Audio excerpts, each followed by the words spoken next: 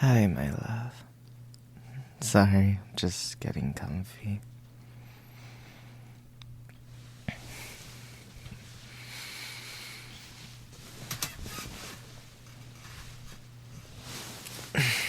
Man, I need a new bed. This bed's like... it's so squeaky.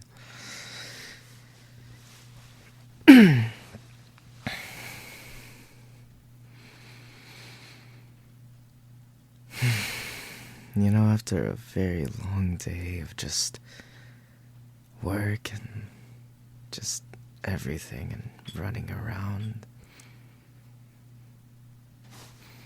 I think it's worth it when I get to see you and just lay down next to you.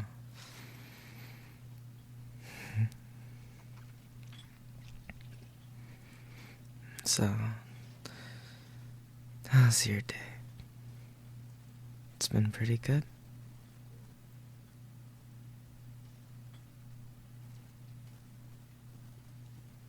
Oh. You had a rough day too. Yeah. Sucks. We gotta do it over and over again. But hey, it makes me missing you so much more worth it. Not that I wouldn't miss you any less.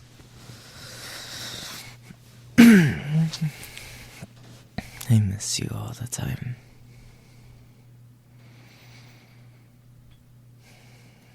Hey, are you like me where it's like,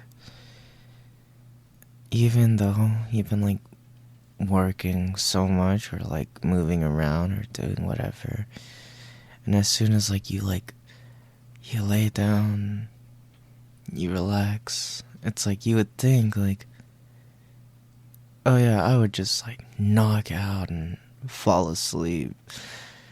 Instead, you're like wide awake.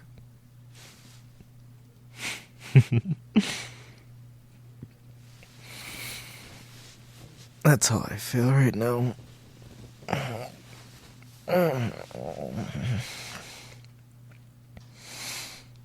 It's like my mind's just like running like 1,000 miles. My body's just trying to like decompress itself.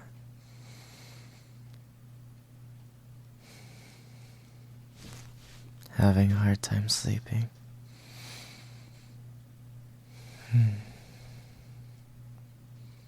Is there anything I can do? I mean, I could like turn on the TV, just let things play in the background. Or, I mean,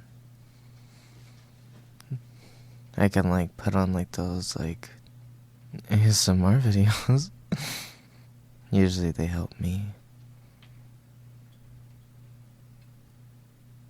You want me to do an ASMR video? Like those sleep aid ones? You're joking, right? You mean it? I mean, why? My voice is kinda mid, and it kinda sucks.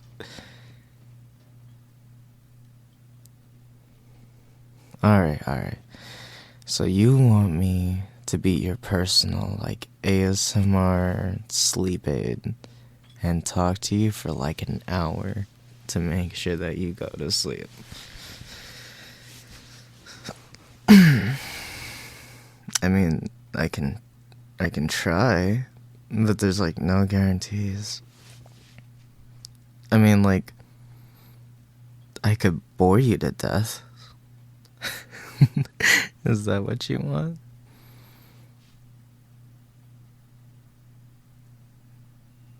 My voice is not that good, and I don't even know what we're gonna talk about. I mean, I guess that's the whole point of those videos. Just just rambling about stuff. Okay, alright. I'll try my best, but like I said, there's no guarantees. Okay?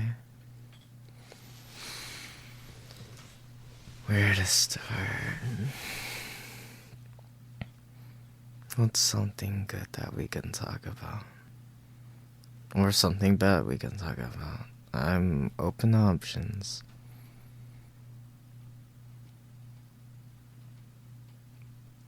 Oh, you know what?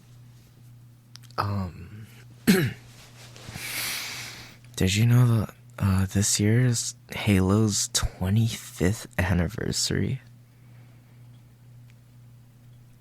You know, Halo. The space people fighting against aliens. For for like unnecessary biblical. Can I not talk today?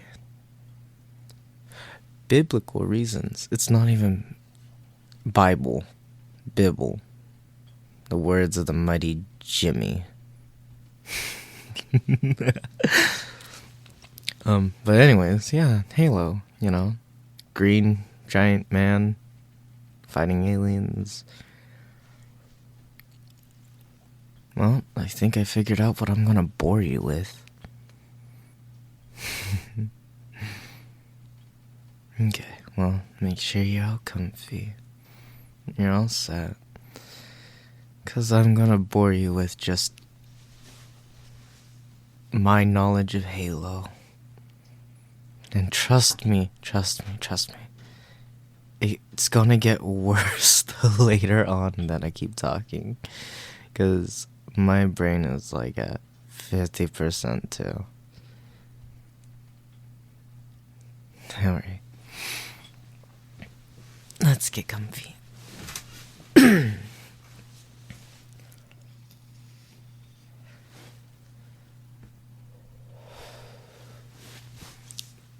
All good? All set? Great. So, where do I begin? There's like so many different ways that you can like start. Like you could either go like chronological game order. You could go the release date order. You can go to the books. I mean, I'll throw on a podcast if that becomes the case, but why would I put on a podcast? You could probably listen to it your own. I really can't English today. I'm so sorry. Sort of. Kind of. I'm too tired to care. You know, I think I'm just gonna try and explain. It's like my best ability. So we're gonna start off with like the games. So back in like 2001, this little game called Halo Combat Evolved. It was a really like revolutionary game. And when it came in, I think it was like one of the first games to like release off of Xbox, and it brought like playing with like 2 analog sticks, the little sticks on the controllers. And yeah, it was like very new. And so like the story behind it is like about like 500 years into the future, because you know, aliens we're being attacked by aliens. And at the time our science and stuff got like really developed into the future. And there's a whole thing that happened, but like that's like something else. So it starts you off in the game. The captain of this spaceship is just like, hey, how long are we being, or like how much are we being followed? Cause they're still shooting at us. And then yada yada. It continues. You play as this character named Master Chief, or I kind of hate how people get it wrong in a way, because like, yes, he's known as the Master Chief, but his actual name is John. His name is John Sierra 117, or basically Spartan 117. Anyways, you wake up in this cryo tube. This cryo tube is like, it's like a little like tube like you would see in like those sci-fi movies like Aliens. Basically, space travel, it's far, it's long. To like those like long trips would take like months, maybe even years to travel through. And the best ways to not live your life on the ship and just look outside and see stars for years.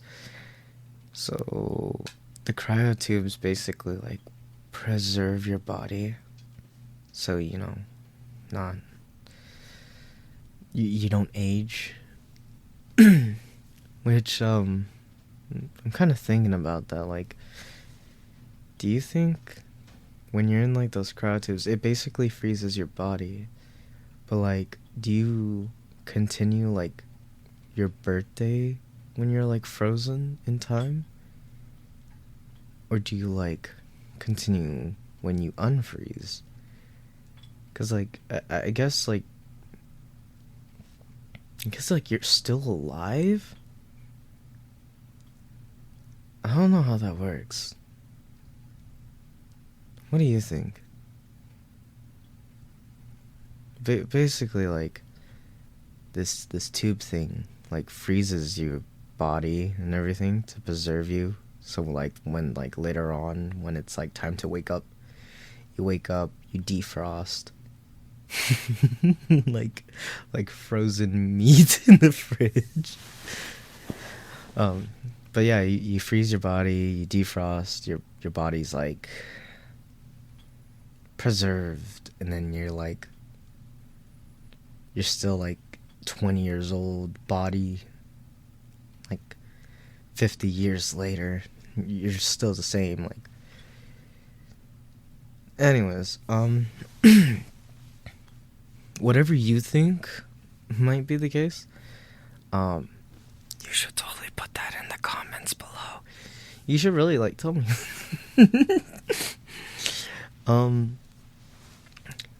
But yeah, so you wake up from cryo, you're this big green man called John 117, or the Master Chief, which is like his rank in the military, the Navy, the Space Navy. But you wake up, this guy's just like, hey, yo, sorry for waking up early, but our ship's kind of under attack and the captain needs you, so like I gotta wake you up. Good morning. So you like step out of the pod, the little cryo pod, and he's like, alright, let me lead you the way. You walk out, you go down the hall, and literally as this guy's like running through the hall, the whole hall just explodes and he dies. Yes, he dies. um, and then you kind of just had to like find your way through the ship as it's exploding, and then you'll pass by like other people who are like fighting against these like weird looking alien dudes. The alien dudes. The aliens. This group of aliens are called the Covenant, and it's basically like a group of like different races of like aliens. It's kind of like a monarchy in a way, like the top of the Covenant is like these creatures called the Prophets, or their species name, the Sang Shayun. I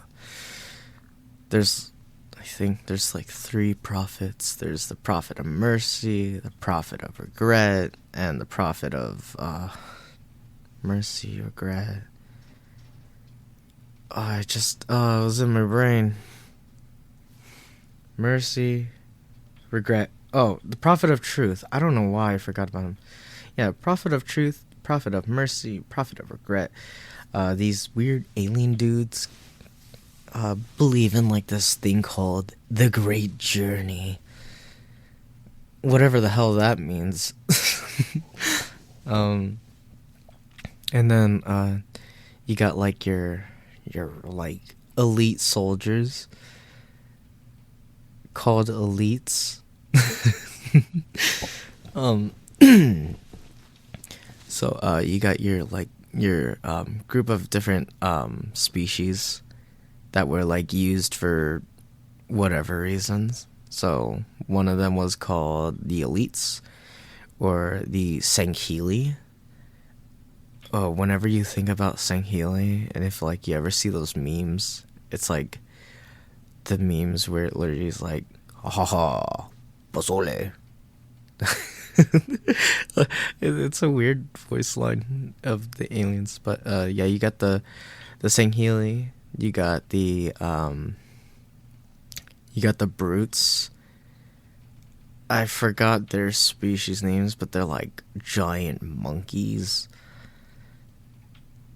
Yeah, they will like slap you to infinity and beyond.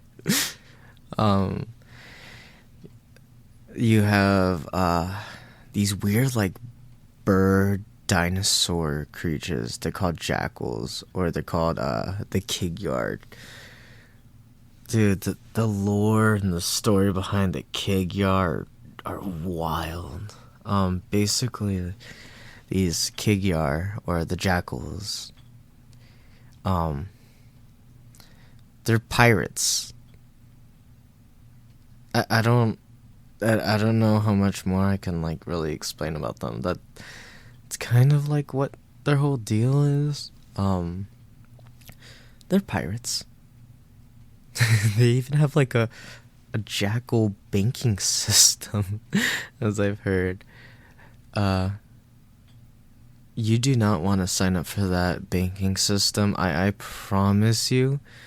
I promise you. We probably have better banking systems. Probably. Who knows?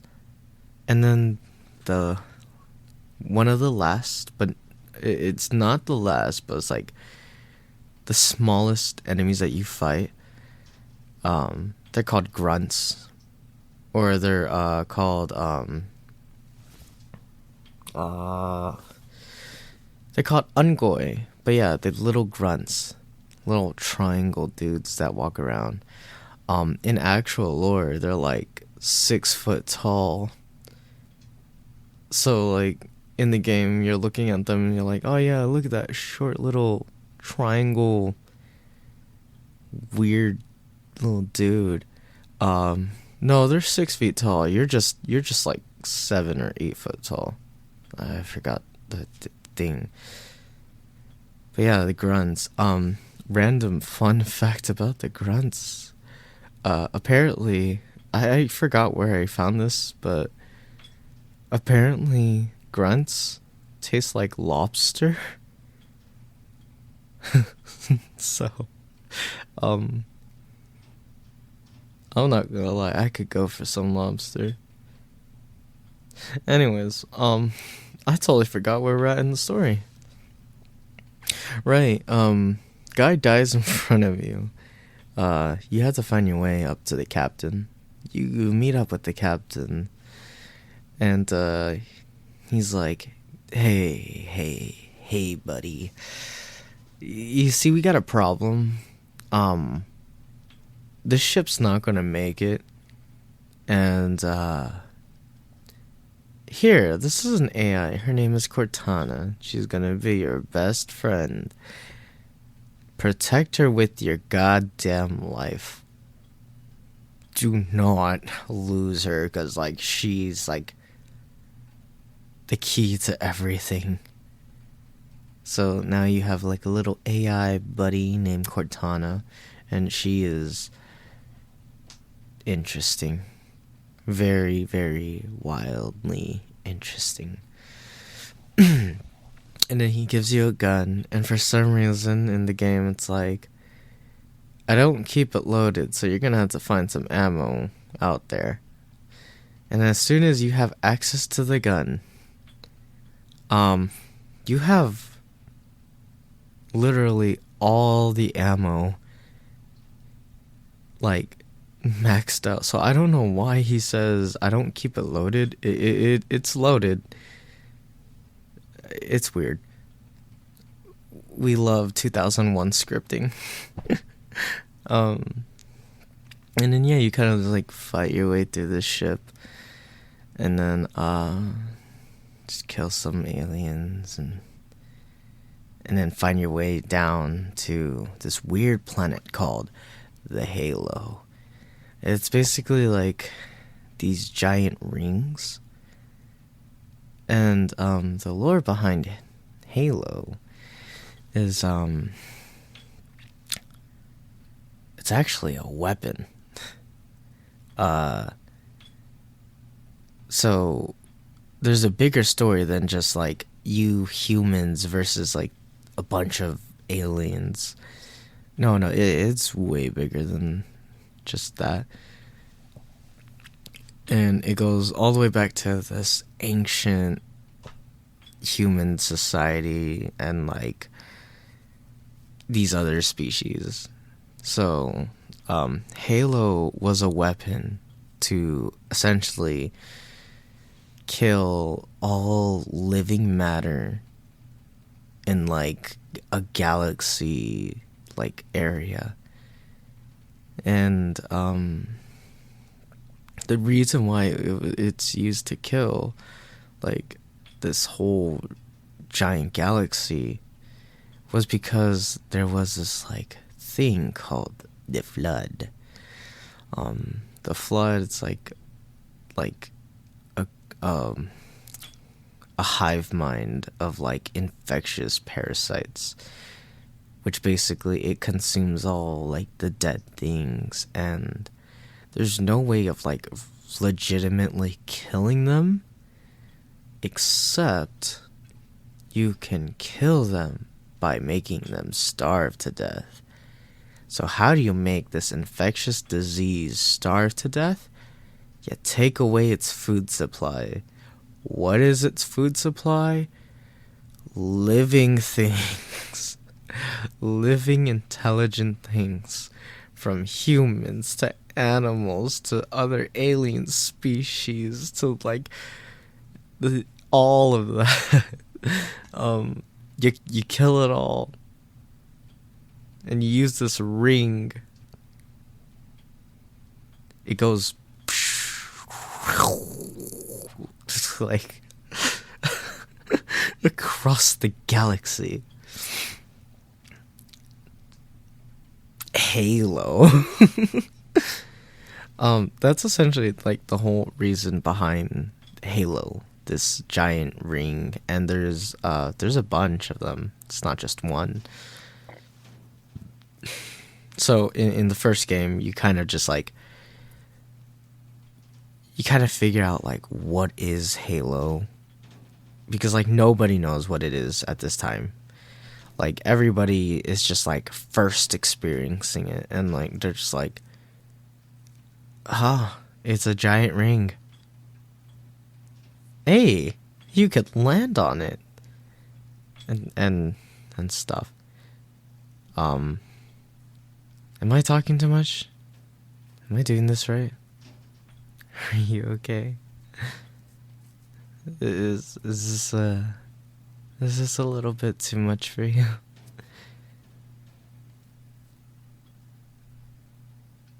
I can slow down if you want me to.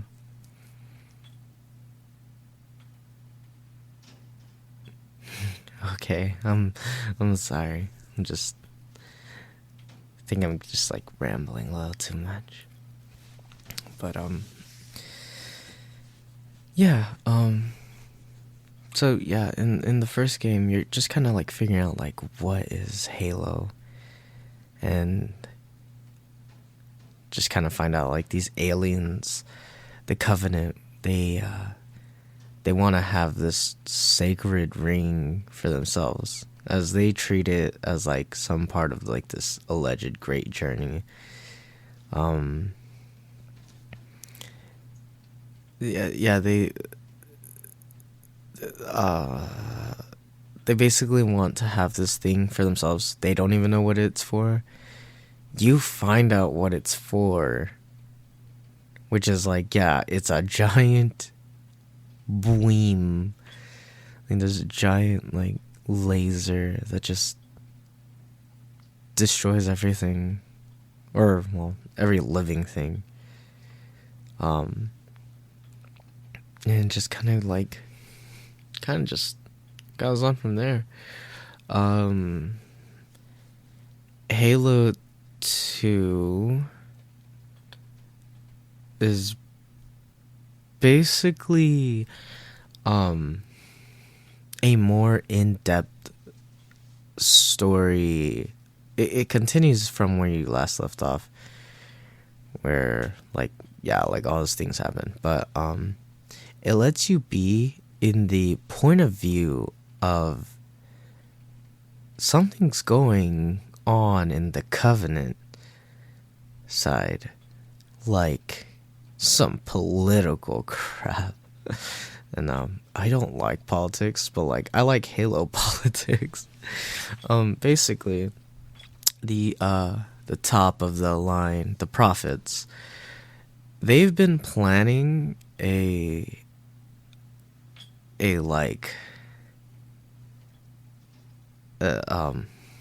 alleged like civil war-ish type of thing with the brutes and the Sankhili, or the elites. Basically the elites are like, they're like, the Halo, it's a weapon. Like, why are we trying to do this? Like, what is this like whole great journey ordeal? Like, what's this whole problem? And they're like, you're questioning my greatness? That's not cool, bruh.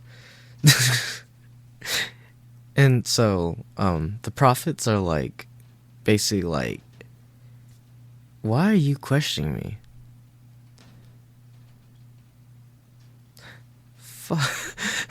Screw you. So,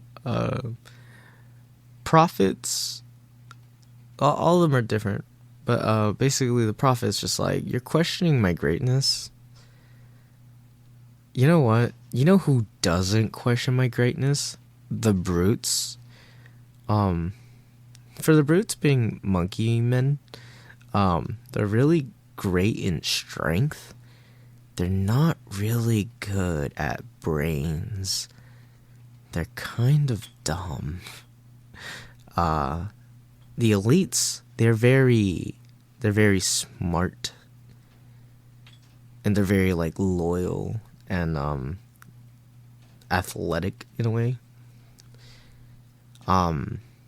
They're pretty smart. But as monarchies go and stuff like that, everyone's afraid of the kings or queens or whoever owns it. But anyways, the prophets were like, see, our monkey people don't care. And you know what? You guys are kind of sounding unfaithful. So I'm going to let the monkeys take over your job. So like all the elites are like getting kicked out and they're like kind of just like suffering from it. And so in Halo 2, you basically take control of this special elite. His name is the Arbiter, or his actual name is Velfadam, I think. Yeah. Anyways, you play as this character, the Arbiter, who basically has gotten the shun treatment from like all of the Covenant. And basically you kind of like forfeit everything that you've done, like your big old job and everything. You forfeit it all, and now you work strictly for the prophets, even though they kind of just like dissed your whole race. And yeah, you kind of just like the first thing that they send you to do is to get rid of this heretic. Heretic as in the guy who like speaks against them, saying that their whole great journey is a problem, and yeah, just get rid of him and have fun. So you go you go fight your way through, and then you kind of find out that this heretic is like one of your like friends in a way, or I guess not, but like he's the one who was like, yeah, they're lying to you, like they're legit lying to you, and you want proof? Here. And he like has like a little buddy kind of fly around, which is made by like these ancient civilizations, and he's like, oh, you have questions? Oh, I'd love to tell you about everything about this, and then the heretic starts to like shoot at you instead of like this little ancient robot telling you. He's about to tell you like the whole thing, but this guy's just like, yeah, nah, he ain't gonna believe me. I'm just gonna kill him now. Yeah, and then basically, your character, the Arbiter, RB, if you will, he kind of just like, huh, you know, that ancient robot kind of speaks some facts. Maybe our prophets are liars. But yeah, it kind of goes through like a whole story of like this whole betrayal and things going on, and like nobody agreeing with each other. And then it kind of swaps back and forth with like Master Chief and the Arbiter, which is like, you know, it's great story. Beautiful cutscenes on like the anniversary stuff, but yeah, it just kind of goes through all of that, and then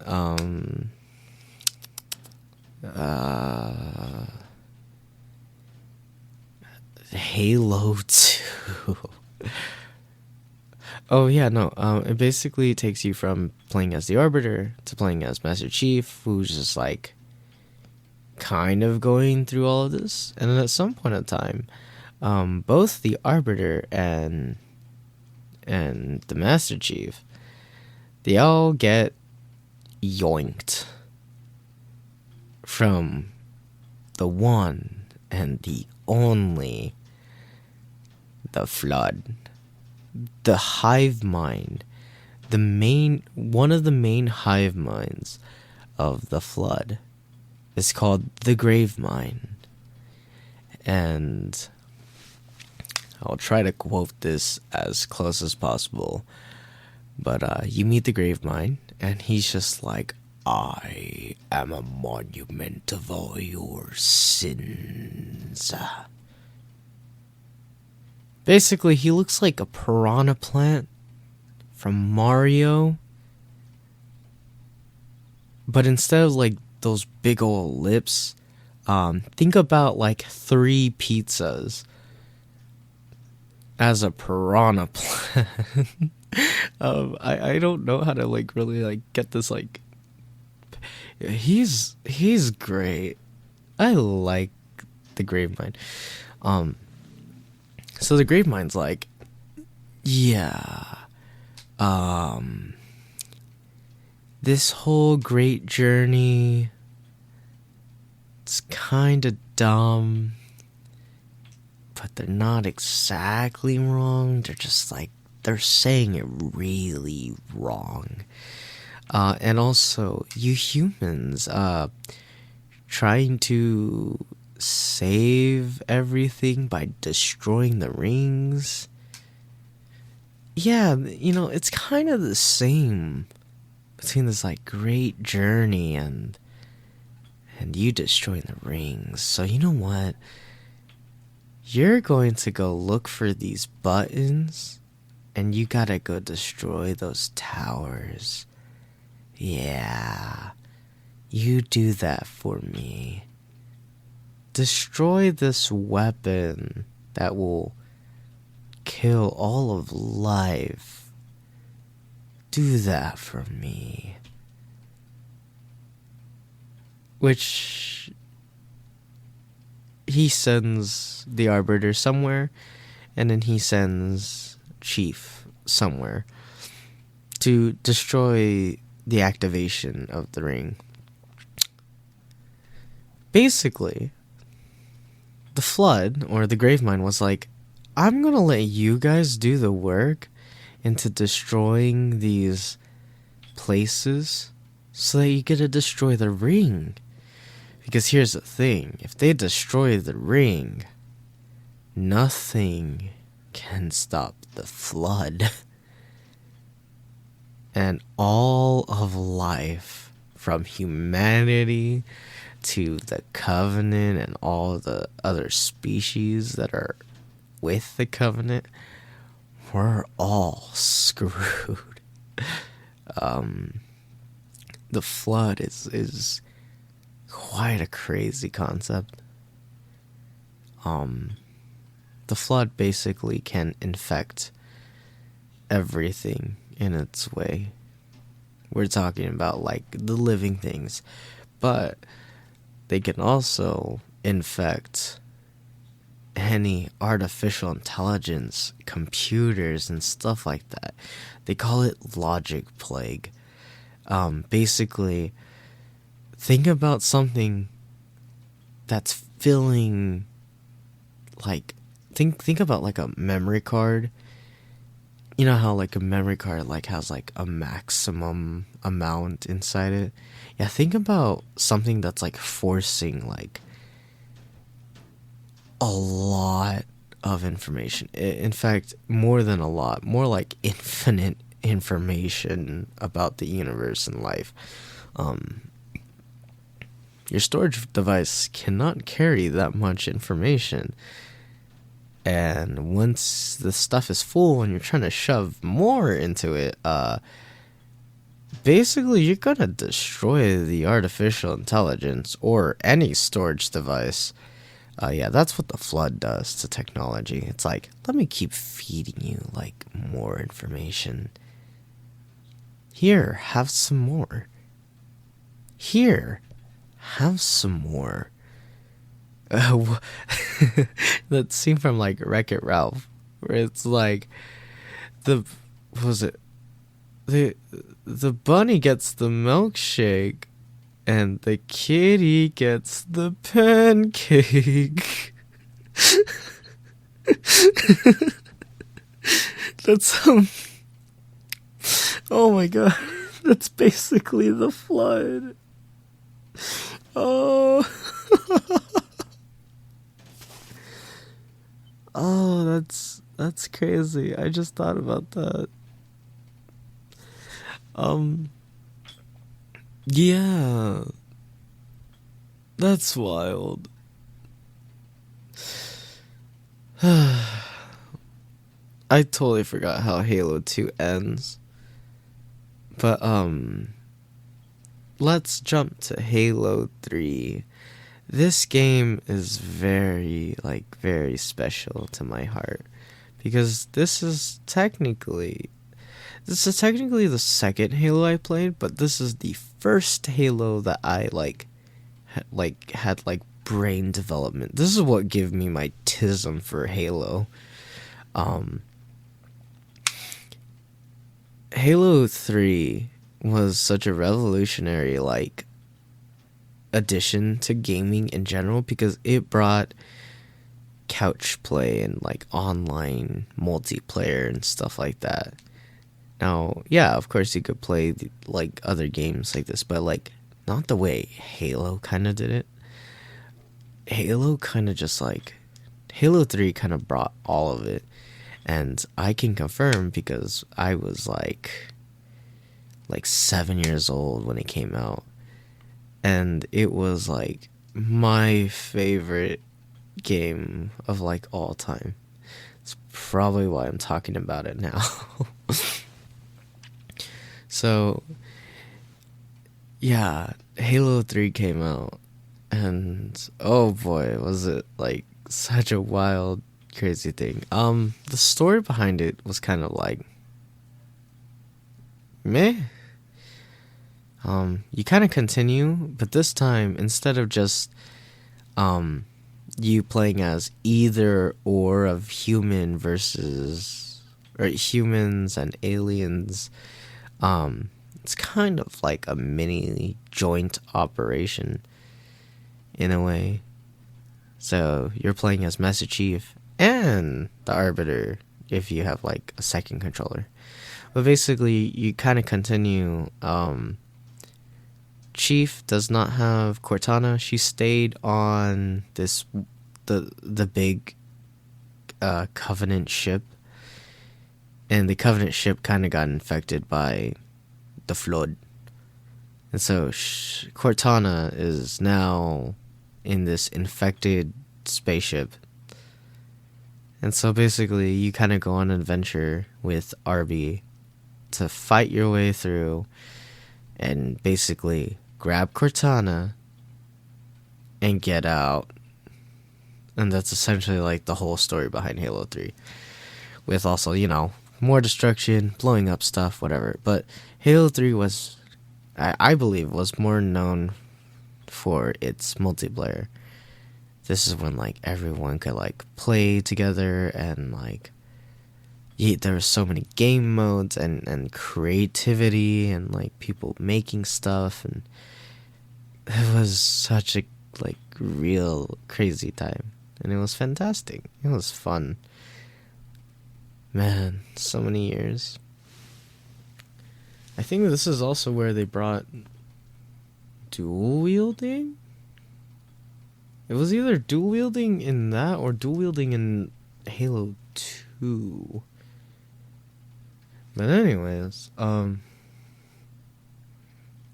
yeah. Halo 3.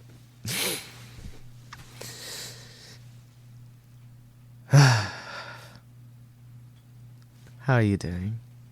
I'm sorry, I haven't been able to check in on you. Are you getting sleepy? Am I boring you to death? I hope I'm boring you to death.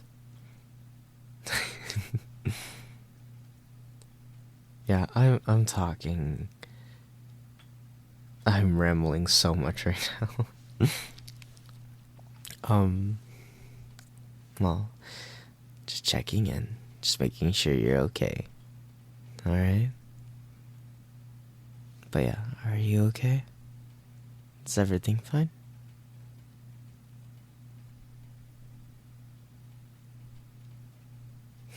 Okay, good.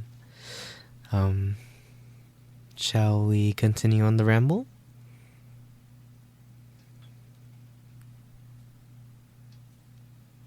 Okay. I just want to make sure that, like, if you need me to pause anywhere, then please, by all means, you can pause me at any time. Literally. You can pause me at any time. I'm just saying. But alright, let's continue.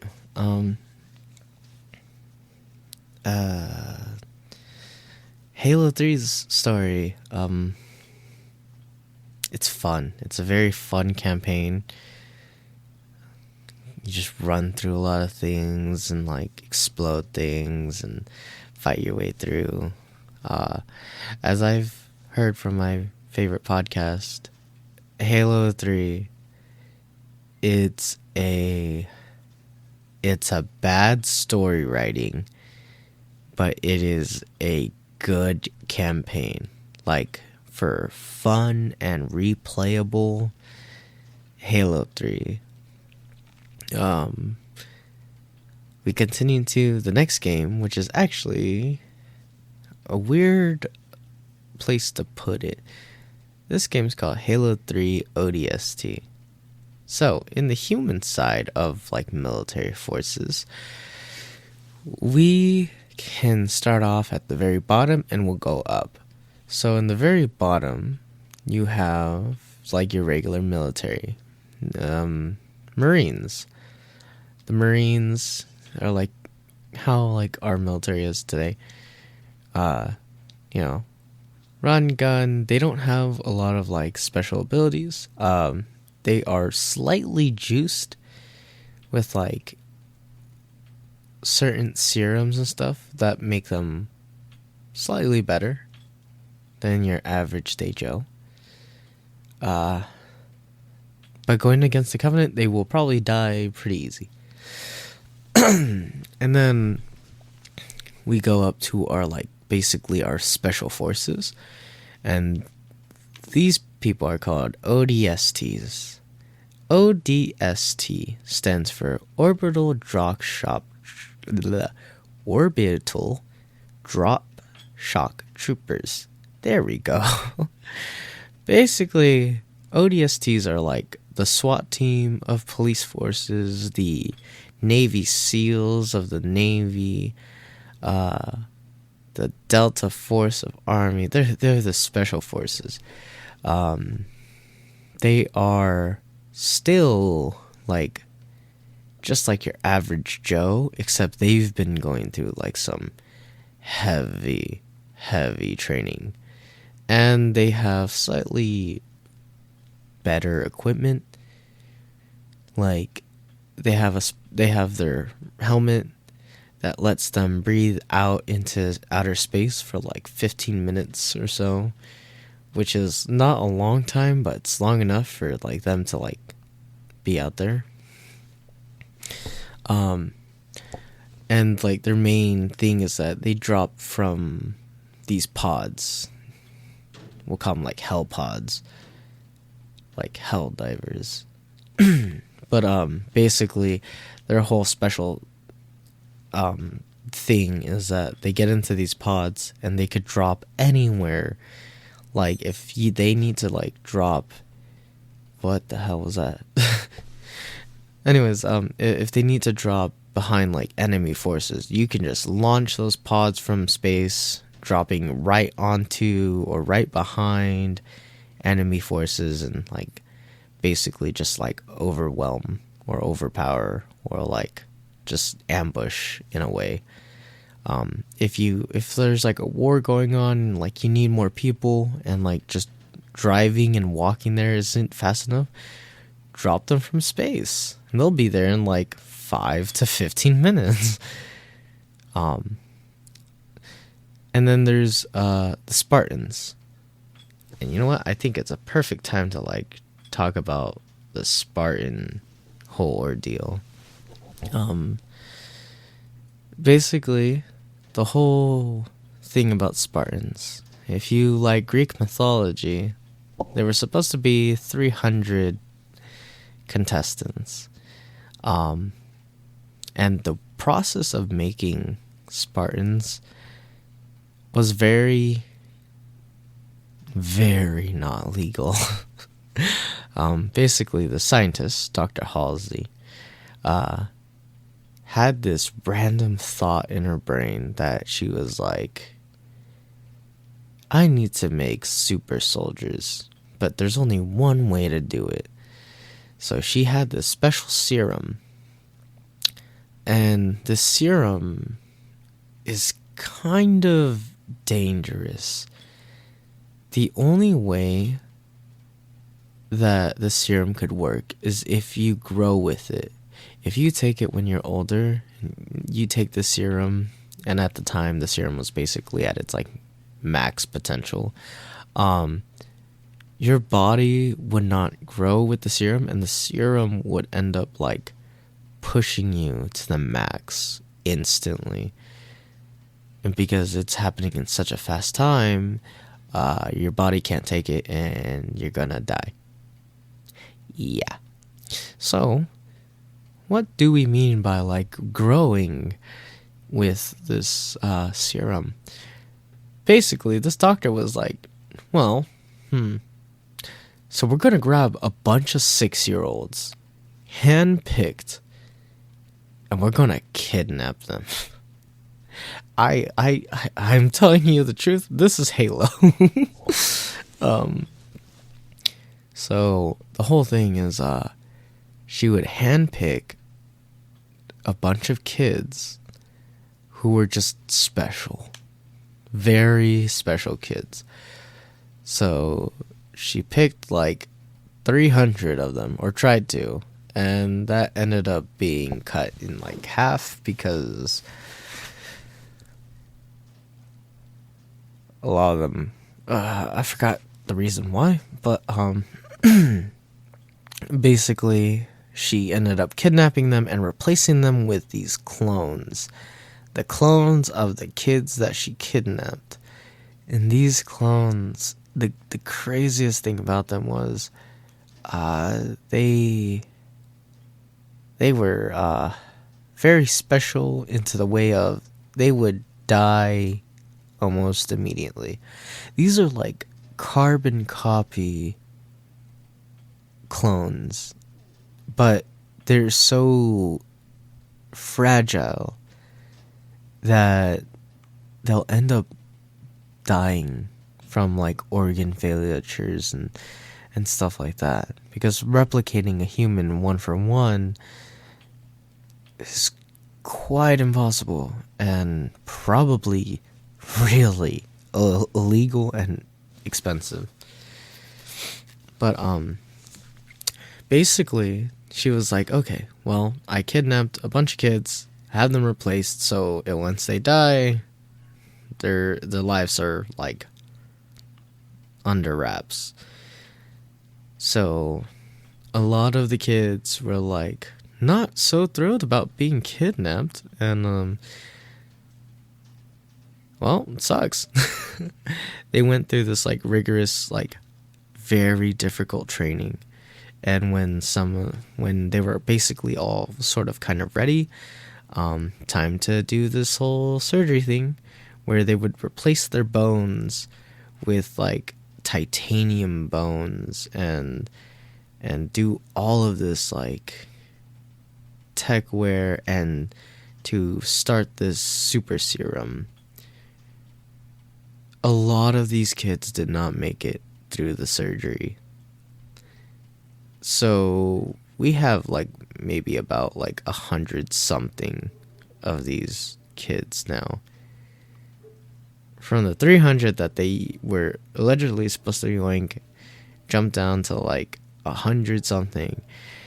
And during the surgery and stuff like that, I think it jumped down to like 70.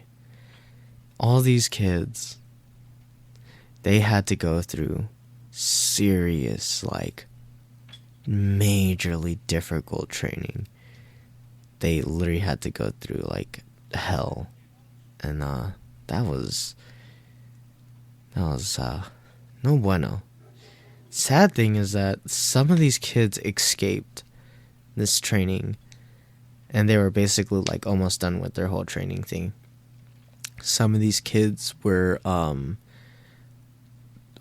like so bonkers over it, they ended up ending their own lives. But the kids who escaped, their first thing is they wanted to go home. These kids did not know that they were being replaced. So a bunch of these kids, they would get home and they would see a carbon copy of them, a clone, 1-to-1 of them being like in a wheelchair, or them being sick, or them very close to like the point of dying. And so there were different options that went through.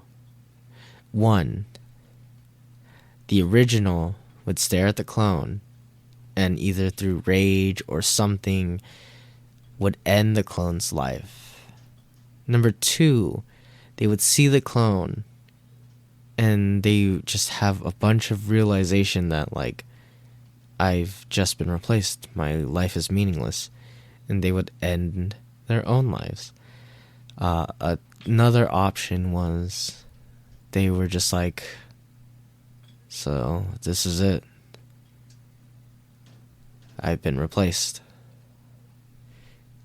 And so they would end up returning to the facility and just like they accepted their fate.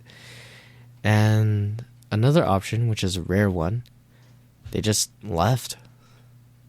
They either never went home, or they went home, they didn't care, and they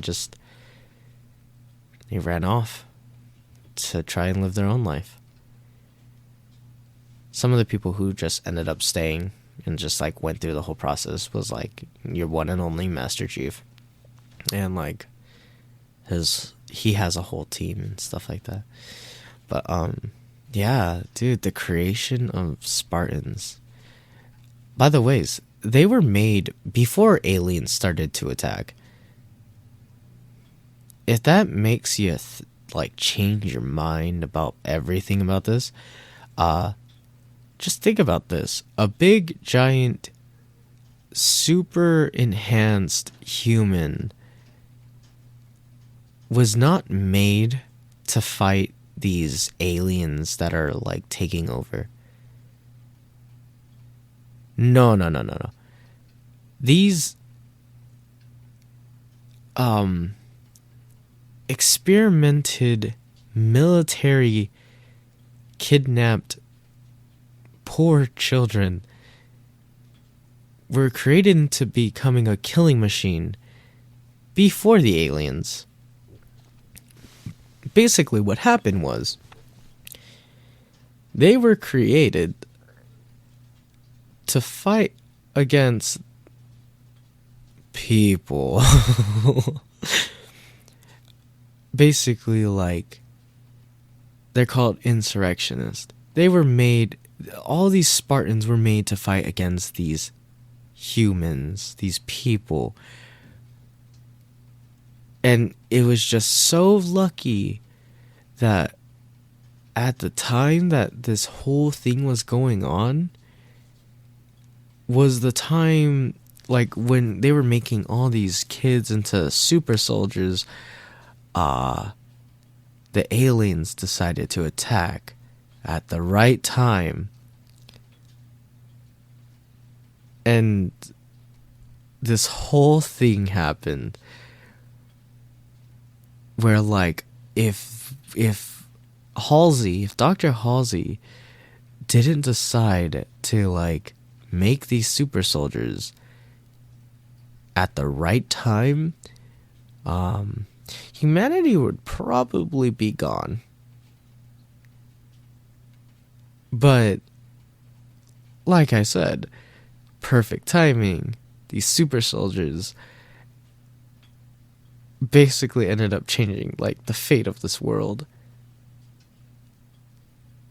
And that's the creation of Spartans. So yeah. I totally got sidetracked. But right, we're on Halo ODST. Halo 3 ODST. Basically, the game is like you are in the. This is such a major sidetrack. Basically, you. Instead of you being the Master Chief or the Arbiter, you play as an ODST. As I've said way before, ODSTs are basically your special forces, and you drop into the city, and it's supposed to be like the game is supposed to take place like during the events of like Halo 2 and Halo 3-ish. But I like this game a lot because it takes away from you being like this mega super soldier, and you're just like this everyday Joe still fighting off the exact same aliens. And you're kind of in like a detective noir type of style. And yeah, you kind of just figure out like, oh, where's my team? And I gotta find them, because you're dropping down from these like special pods, and you're scattered across the city, and you're kind of alone. So I don't know. It was such a different game, and it was very great. I really liked it, and yeah. And that's basically like the very beginning of like Halo and lore. And I've been rambling for quite some time. And it kind of looks like you're falling asleep. I'm so sorry for talking so much. I'm talking very, very loudly.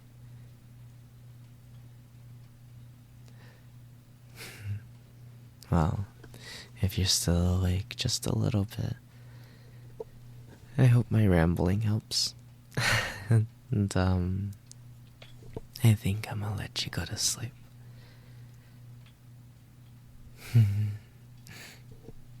Okay. I think it's time for me to shut my mouth too, huh?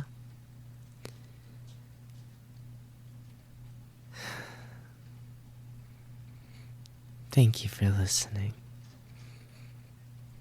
I don't really get to do this a lot. Have a good night.